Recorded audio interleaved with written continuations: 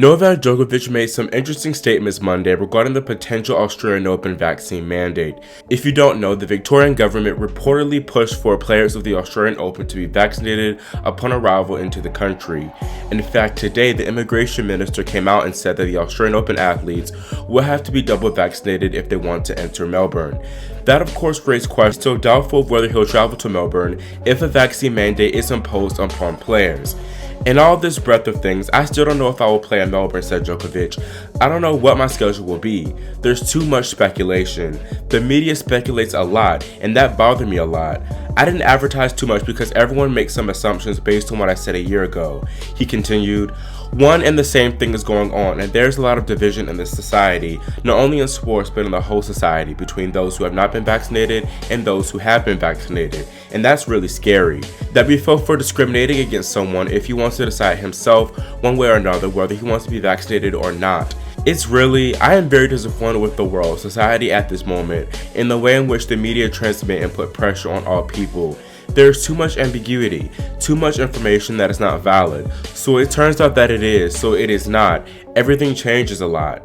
I am following the situation around Australia, and as far as I understand, the final decision of the government of Australia and Tennis Australia will be in 2 weeks, so it is the first or second week of November. I do not believe that the conditions will change much in relation to what we already know. As was the case this year, there will be plenty of restrictions. What I heard from my manager, who is in direct contact with people from the Federation of Australia, is that they are trying to improve conditions for everyone, both for those who have been vaccinated and those who have not. So those are Novak's statements, and he didn't really disclose his vaccination status, saying it's an inappropriate inquiry. I think it's safe to assume though that he's unvaccinated, seeing as the mandate makes him doubtful for playing Australia. Within the interview, Novak also expressed his concerns about the COVID protocols in Australia, as this year, for example, players potentially had to quarantine if another player on their plane tested positive for COVID. I said this previously, I think Novak will get the vaccine if a mandate is imposed. I'd be very surprised if he skipped the opportunity to make history for going for number 21, but he could pull a Kyrie Irving and just stick to his principles. By the way, Djokovic said that he'll still compete this season, ending the year playing the Paris Masters, ATP Finals, then Davis Cup. Moving on, I was going to break down the Indian Wells Finals, but that's kind of days old now, so I'll just give a shorter recap. Of course, Paula Badosa outlasted Victoria Azarenka 7-6, 2-6, 7-6 to claim the 2021 BNP Paribas Open, the biggest title of her career. In the first set, these women were not opportunistic at all.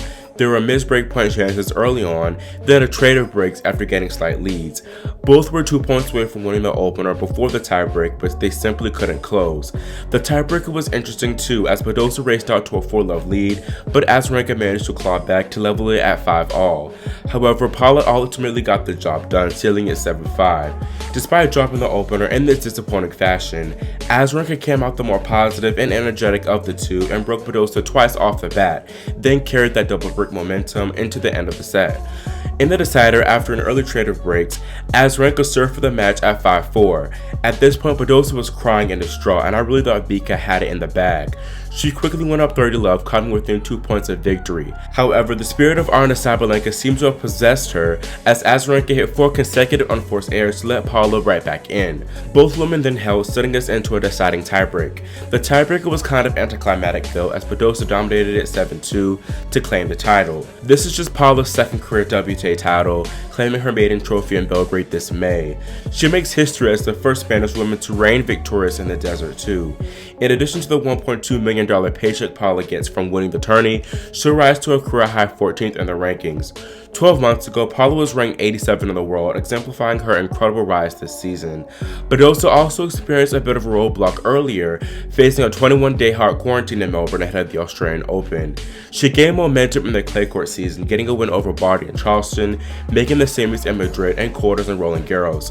She had a decent showing at Wimbledon, making the 4th round, plus made the quarters at the Olympics, beating Swiatek in the process.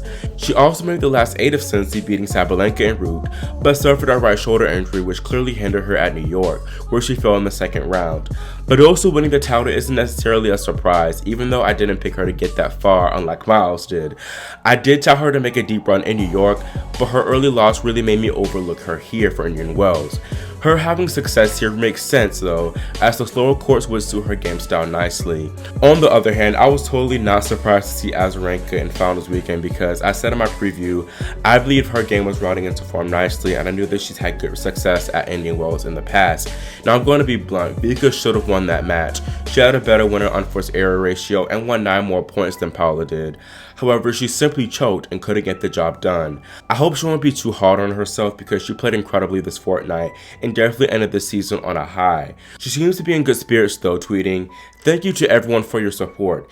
Thank you BNP Paribas Open for putting this event together at a difficult time. Congratulations to Paula for a tremendous performance. Till next time, love Vika."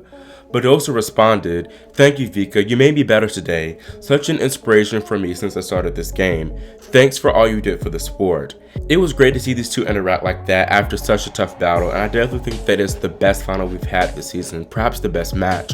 Like Azarenka said, I wouldn't mind seeing a rematch of this next March. Meanwhile, on the men's side, things were a bit less electric but still mildly entertaining as Brett Kemnora came back to defeat Nicolas Basilashvili 3-6, 6-4, 6-1. Nora broke first to go up 3-1 but played a pretty sloppy 6th game to get broken right back. That initiated a momentum shift as Basilashvili just started tring and won the last 20 of 25 points to claim the opener. Nora though was able to eventually weather the storm and extend the points more, which threw the Georgian out of his element. Nicolas started making a lot of errors again, which opened the door for Kem to charge to victory in under 2 hours. Nora makes history himself, becoming the first British man to win Indian Wells. Her rise to a career high of 14 in next Monday's rankings. Kem winning isn't necessarily a surprise either, as he did well on all surfaces this year, winning 47 matches and reaching 6 finals, this being his 2nd title. Kem also has a good chance to reach the ATP finals too, being 9th in the race under 200 points from Hurkacz, who's currently 8th. I also want to shout out Jelena Ostapenko and Taylor Fritz on their great runs last week too. Jelena's been up and down really since 2017, but this week has been one of those weeks where she's on, getting a very impressive straight sets win over Swiatek. She very nearly beat Azarenka in the semis but was just a bit too inconsistent when it counted. Then Taylor Fritz, who might have had his best tournament thus far ever, beating Berrettini center then Zverev. Like Jelena, he was close to reaching the finals, having a plethora of set points versus Basilashvili in the opener of the semis, but couldn't convert. Both of these players though will surely carry this confidence showing into the offseason.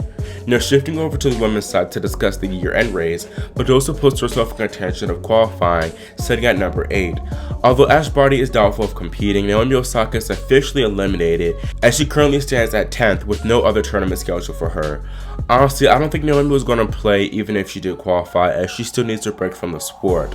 Emma Raducanu is also out as her withdrawal from Moscow made her ineligible of earning enough points to qualify. She's still set to play in Romania and Italy. Osaka and Raducanu's eliminations mean that this is the first time 2 Slam champs failed to qualify for the finals since Serena and Sloane in 2017. Of course, Serena was pregnant and Sloane was out for half of 2017. This was a similar case with Emma and Naomi, as neither woman really completed 2 of the 4 slams and didn't play a real full season.